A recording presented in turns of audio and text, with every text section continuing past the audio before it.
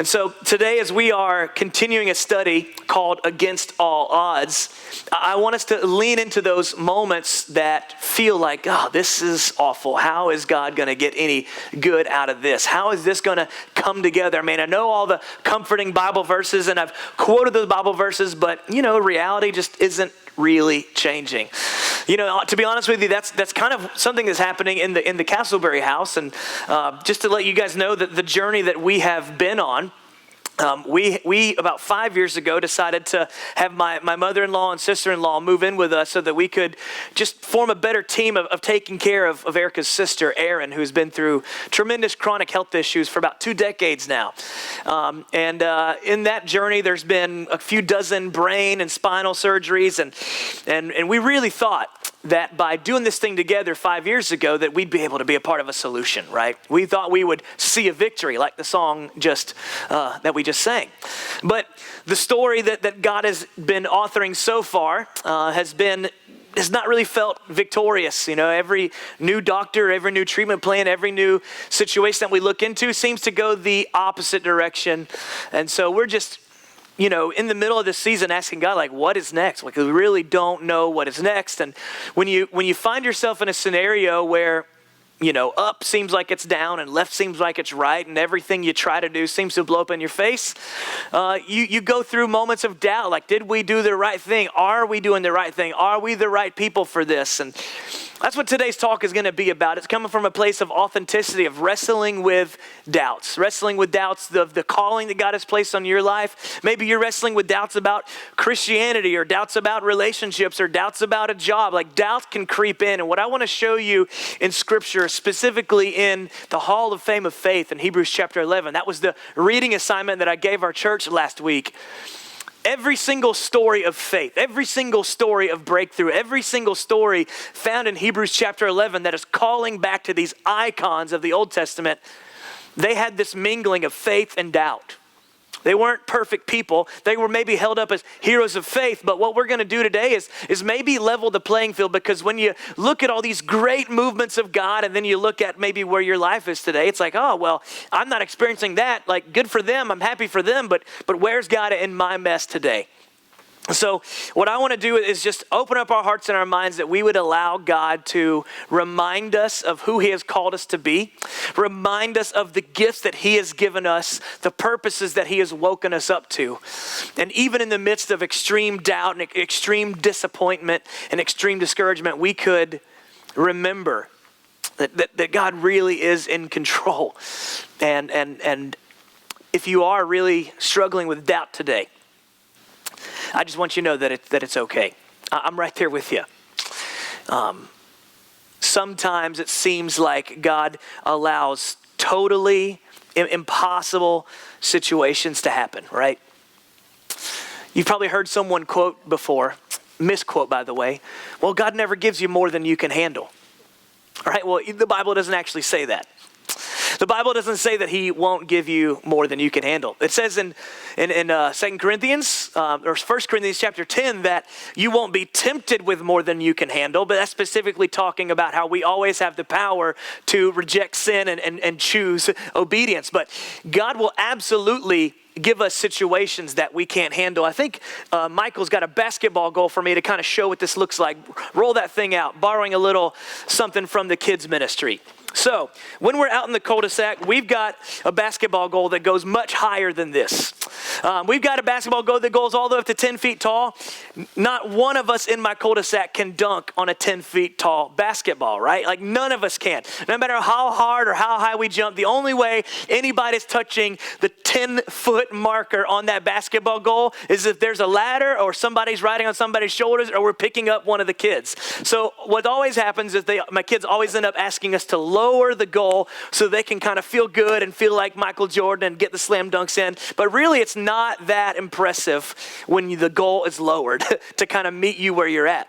Now, I don't know how many prayers it's going to take, but even at this lowered height, my son is not tall enough to dunk on this. It's just outside of his ability. He cannot dunk on this. It would be really, really, really impressive to see my son fly through the air and dunk even at this lowered height. He can probably touch the rim. I don't even think I could dunk on this, to be honest. I'm not that confident in my athletic abilities, even with this lower of a goal. But here's the thing. What I want you to think about is it's not really impressive if I were to get a ball and dribble and to slam on this thing. You'd all be like, wow, that's pretty cool. Let's see what you could do if it was at a regular adult height, Nathan. But so often I think because of the way the real world has like kind of set in and kicked us while we're down, it's kind of caused us to be reluctant to shoot our shot. And so what ends up happening is we end up lowering the goal to something that feels attainable, something that we know for sure we'll be able to accomplish, something that we know is within our reach, right? And that might be where you are today. Maybe life has pulled the rug out from underneath you enough times where you're like, I'm just gonna play it safe.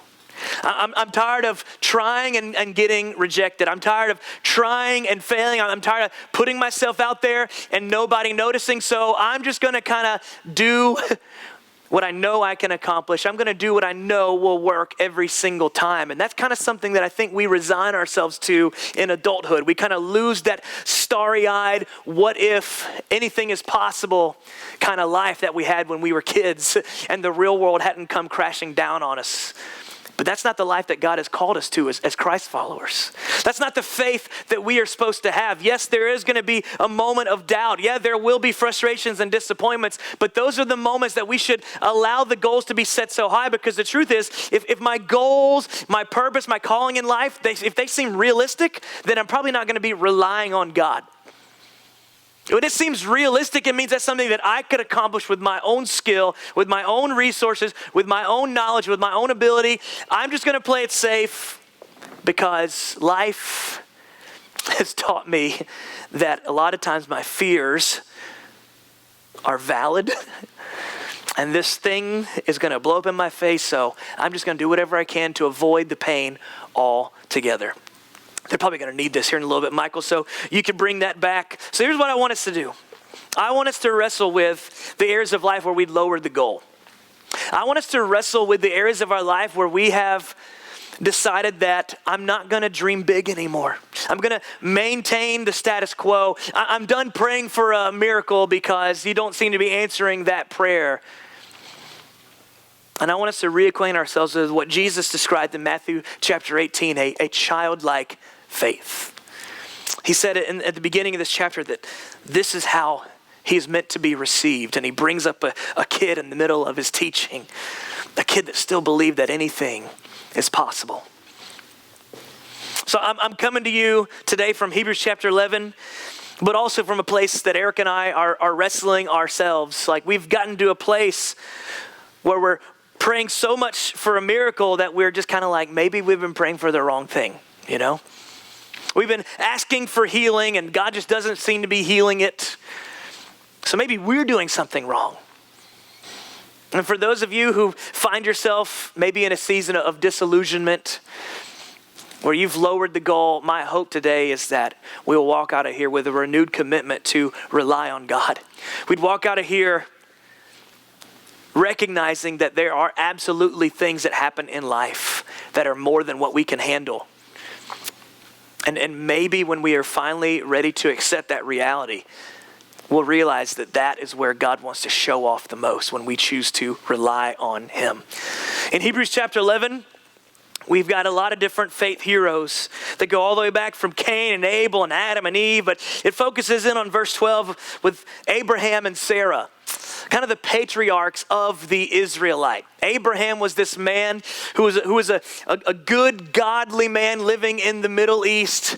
And God gave him assignments and basically told him, hey, I'm going to establish your family to become an entire nation that eventually every nation on earth will be blessed by. And what God was doing is essentially establishing the origins of the Hebrew people where Jesus himself would come from. And then the Jesus movement that we're a part of now was called to go global and bless every nation where every tribe and tongue would be able to profess Jesus as Lord. But all that can be traced back to this promise, this conversation, this exchange of faith between Abraham, his wife Sarah, and God. In the Hall of Fame of Faith here in Hebrews 11, it's documented, it's chronicled like this. By faith, Abraham, when called to go to a place he would later receive as his inheritance, obeyed and went, even though he did not know where he was going. By faith, he made his home in the promised land like a stranger in a foreign country. He lived in tents, as did Isaac and Jacob. Those were his sons, who were heirs with him of the same purpose. For he was looking forward to the city with foundations, whose architect and builder is God. And by faith, even Sarah, that's his wife, who was past childbearing age, was enabled to bear children because she considered him faithful who had made the promise. And so from this one man, and he as good as dead, came the descendants as numerous as the stars in the sky and as countless as the sand in the seashore.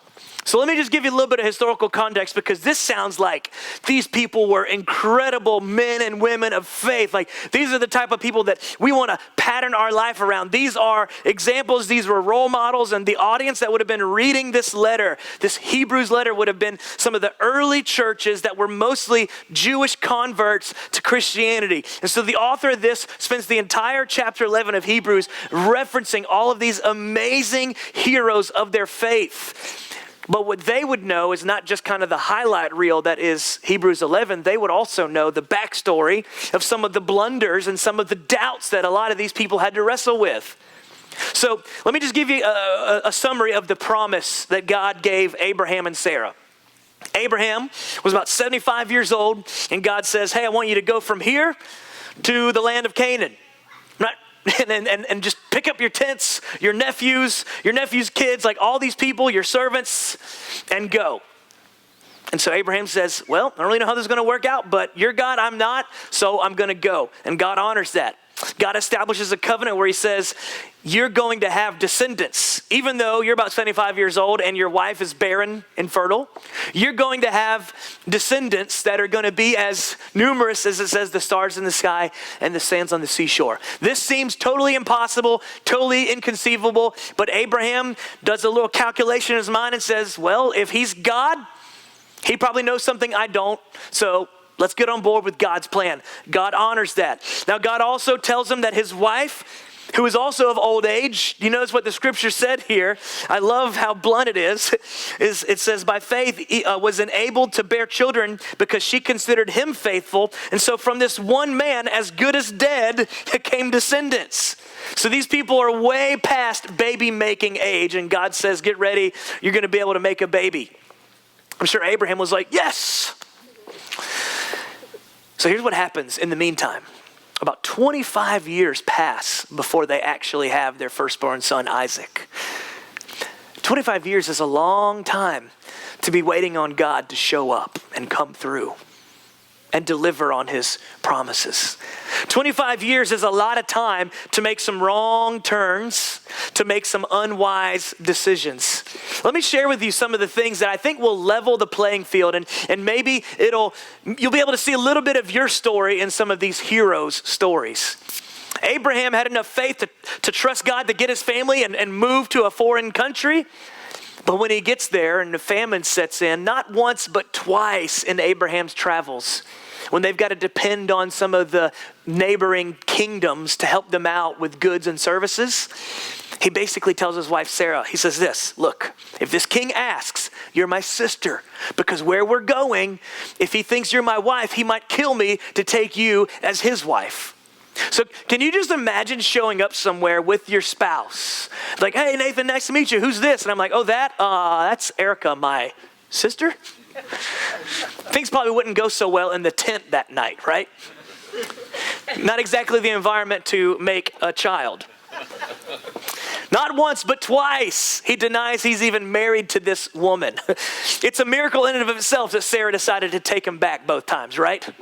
So how do you have such extreme faith? God, I trust you with these big promises, but today I don't really feel confident enough to even claim this woman is my wife. That's a pretty extreme doubt. Sarah herself was no stranger to doubt either. After years and years of waiting for God to help them get pregnant and no luck, she decides to give Abraham her handmaid as a concubine. They conceive a child. That child's name is Ishmael. And if you study kind of the Middle Eastern history, the people that were the descendants of Ishmael create a lot of problems and a lot of tension throughout history.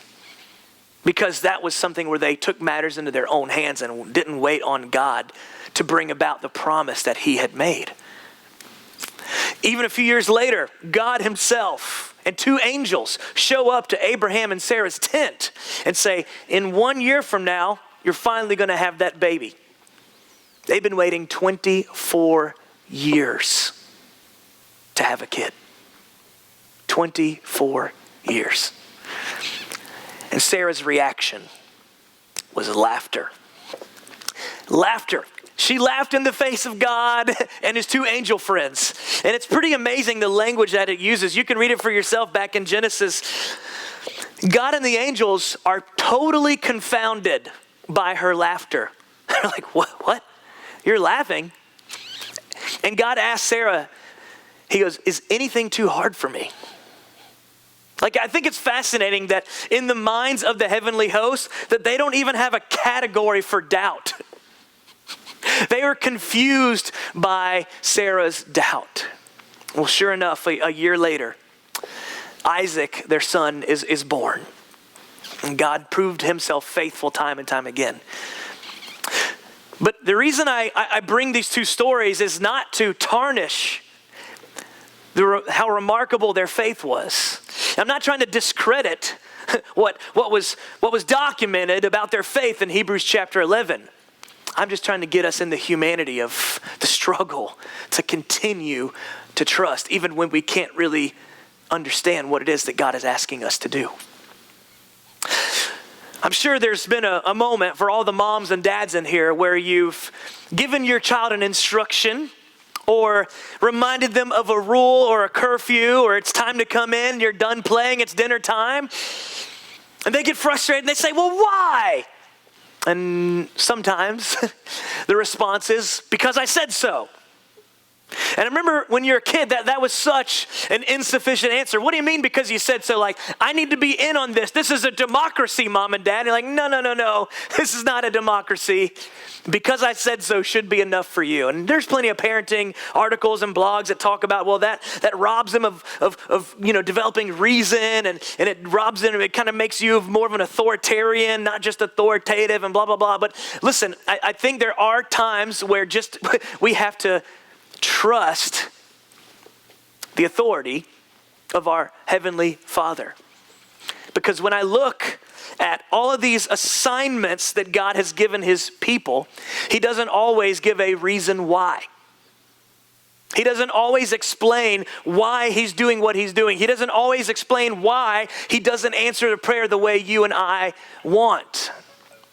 What I've learned is I don't always have to comprehend God's will to comply with God's will.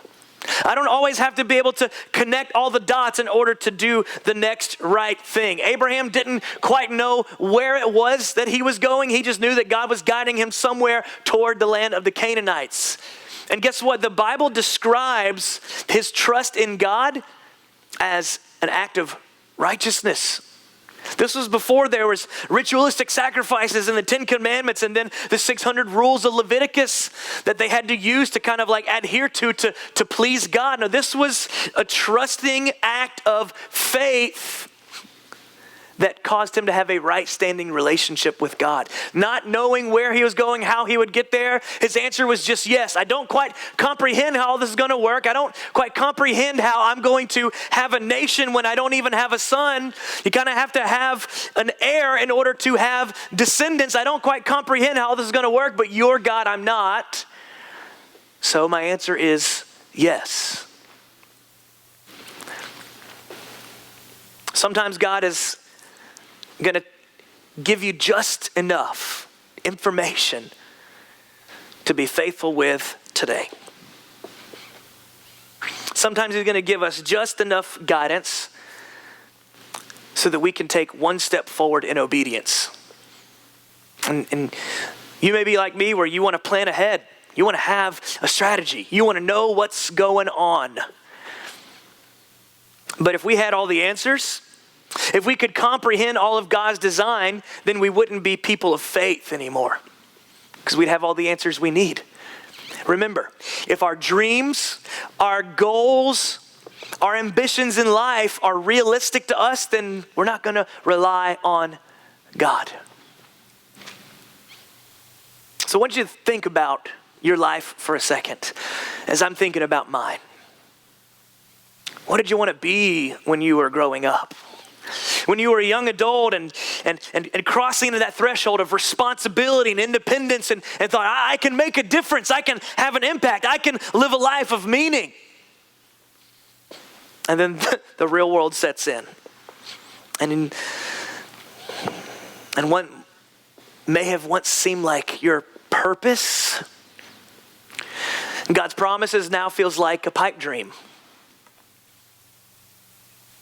And given what many of us have gone through, it's totally understandable. It's totally understandable that after 24 years of infertility, a woman would laugh in sarcasm and disbelief when someone says, no, God's got this. God might be calling you somewhere that is totally unexplainable and unrealistic. But what we learn from the faithfulness of Abraham despite the doubt, the faithfulness of Sarah despite the doubt, is that, man, we can follow God's directions even when we don't know the destination. But there's an inverse of that statement that's true as well.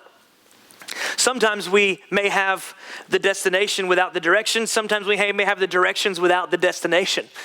That's why sometimes following God's will is like assembling a puzzle piece. It's just the next thing. Whatever I find, whatever God puts in my disposal, whatever relationships are in my life at this moment, whatever resources in the bank account, it's not your responsibility to necessarily see it through to the end. Tomorrow is on God. Today is on me. We don't have to know the destination to follow his directions. But some of you may have an idea of what the destination is. You may just not understand the directions to get there. Abraham kind of knew that we're going to the Canaanites, not really exactly sure where we're going to set up shop, but God's going to get us there. Sarah knew that there was a destination, but how can an infertile womb bear a child? It doesn't make sense. It seems impossible. But I think we have to understand that sometimes God places us in a situation that feels impossible so that we will trust in God to do the improbable. That's what it means to have childlike faith. The things my kids ask me for, the things that they just assume that I can conjure up or make happen, they must think that I'm a millionaire. I hope that I trust in my heavenly Father more than my elementary age kids trust in their earthly father. So here's the three areas where I think we're going to get a little bit apprehensive of our faith. Here's the three areas that I think that we might have a little bit of hesitation or reluctance, or okay, I maybe see what you're doing, God, but I don't really know how this is going to play out, because to be honest, God, it hasn't worked out well so far.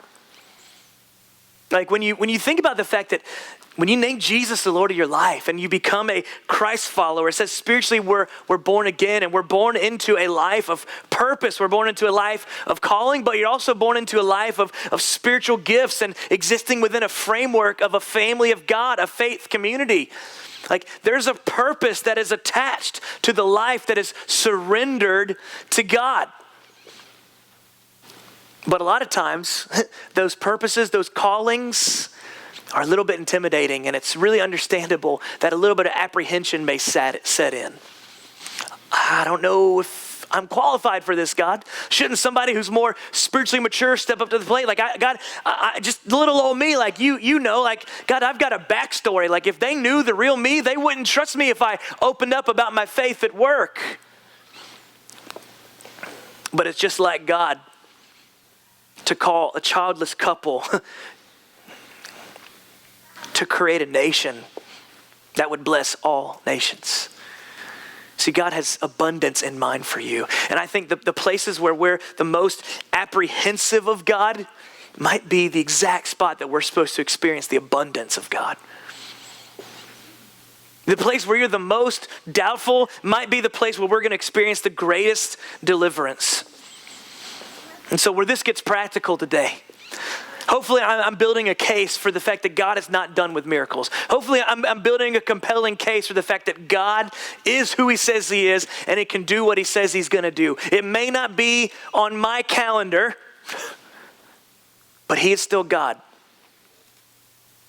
And that's a tremendously comforting spiritual promise that we can often apply to heaven, but it's hard to apply to today when we're struggling with doubts. Doubts of calling, doubts of purpose, doubts of if God is really going to come through. So the first area of doubt that I think we need to arm ourselves against is the area of disobedience. Don't let your doubts turn into disobedience. When Abraham and Sarah would take matters into their own hands, it didn't play out well. See, disobedience is not just like the wrong things that you do. Sometimes disobedience is understanding a calling and then laughing about it when it's not working out. Sometimes disobedience looks like letting somebody else take the opportunity. Sometimes disobedience looks like benching yourself, taking yourself out of the game. Sometimes disobedience looks like spiritual complacency. And I'm not coming at you from a place of judgment. I'm coming at you from a place of, I get it. When things haven't worked out, the doubt can turn into disobedience, which can look like missed opportunities. The enemy wasn't tempting Abraham and Sarah to rebel and to do evil things. It was causing them to trust in themselves instead of the Lord. So you may not be living in rebellion to God right now by doing awful, unspeakable things. But you and I, there might be some areas of our life where our doubt has caused us to live a life of disobedience because of delayed obedience. And listen, faithfulness is not just about good intentions. Overcoming doubt isn't just about hoping for the best. Our faith is demonstrated in our works. Our works is not our works is not what gains us our faith or gains us God's love, but because of God's love, we're going to choose to trust against the odds and draw near to him. And James chapter 4 says, draw near to God and he will draw near to you. He will give you what you need to overcome the disobedience. I would also say, don't let your doubt turn into discouragement. Discouragement is a very realistic reaction to when your doubts seem to be getting confirmed. 24 years of unanswered prayers. I get it. I get it why she would be discouraged about these promises not coming through. In today's kind of self-care, self-love era, there's this idea of affirmations that you can kind of change what's going on in your mind to get you through. And I just want to outline a few affirmations that I found online and just kind of show you the futility. This is not the way to fight off discouragement. So these are some things that you can tell yourself. You are enough. Listen, you and I have never been called to be enough. Sarah biologically could not accomplish what God had assigned her to accomplish. She, in and of her own strength, was not enough. You and I are not enough. So if we have this encouraging, uplifting internal dialogue, it kind of triggers the logic center in our brain and where we know we're violating our own conscience. That's the futility of some of these. Check this other one out. Here's another one. Be thankful for the troubles you don't have. Try telling that to somebody who's having a bad day. Well, it could be worse. We've all been on the receiving end of some of these affirmations, right? Sometimes the best thing is just to sit with somebody in their pain and give them the ministry of presence instead of trying to give them a prescription that makes them feel better. I've learned that the hard way as a pastor. Here's another one. I legit saw this.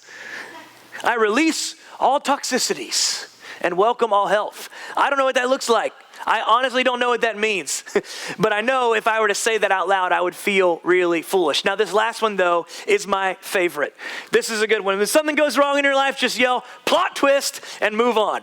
Like that might actually be the most relevant advice on how to overcome discouragement.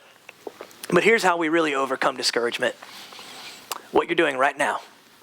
In Hebrews chapter 10, it says, don't neglect the gathering of the believers so that you can motivate one another to do the good things, the good works that God has called you to. It's not enough to try to encourage yourself. You were not designed to be able to pull yourself up out of the pit. Remember, if your goals and dreams and ambitions are realistic, then you're not relying on God. It's not just about self-care. It's about welcoming the people of God in to be the family of God and help pull you up and remind you of who you are called to be. And then finally, don't let your doubt become distrust. When our fears are proven pretty logical, when you've got 2 decades of unanswered prayers, I get it. Or you might be a little bit reluctant to trust God. There is always going to be 2 counterbalancing weights in our mind: faith and doubt. But what we have to know is the way we are wired. In Jeremiah chapter 17, it tells us that we all as humans, because of sin, we have a deceitful heart. And we can convince ourselves to do pretty ridiculous things. Now get this. I studied this, talked with counselors, say this from a psychological standpoint. When your brain is experiencing doubt, your nervous system responds similarly to what happens in a moment of fight or flight. Your vagus nerve, it kind of constricts and it sends blood flow away from like your heart and your brain, and it sends it to the extremities because it's preparing you to what is a perceived threat. All this is happening in your mind when you're going through times of insecurities and doubt. And so what happens is, while you may be ready to fight or flight and stand your ground, and you may be able to like lift a car that your child is pinned underneath, all these amazing physical acts can happen when your body has a fight or flight syndrome, but your IQ significantly decreases because of the blood flow that leaves your brain. We become dumber in moments of doubt. That's why in the middle of like some heated discussions at home, you've said some things that you immediately regret because you're so ready for a fight. You're not necessarily thinking through what the right thing to say is. You're in a self-preservation mode. So if we're going to be distrustful of anything, if our doubt is going to lead to distrust, it needs to lead to distrust of our doubt. We need to learn how to doubt our doubts. We need to train our mind to know that these momentary lapses in judgment, this temptation to take matters into my own hands, I should be more doubtful of that than I should be of what God might be willing to do in this situation if I can just remain focused on Him. You and I have to distrust our distrust and allow our faith to take up more space in our heart and our mind than our fears and our doubts. In the ministry of Jesus, I'll close with this. There was a time when a man brought his son who had this impure spirit who would cause him to go into convulsions. And years, no one was able to bring healing and remove this impure spirit from his son. And I just want you to see the rawness and the realness of this man's faith.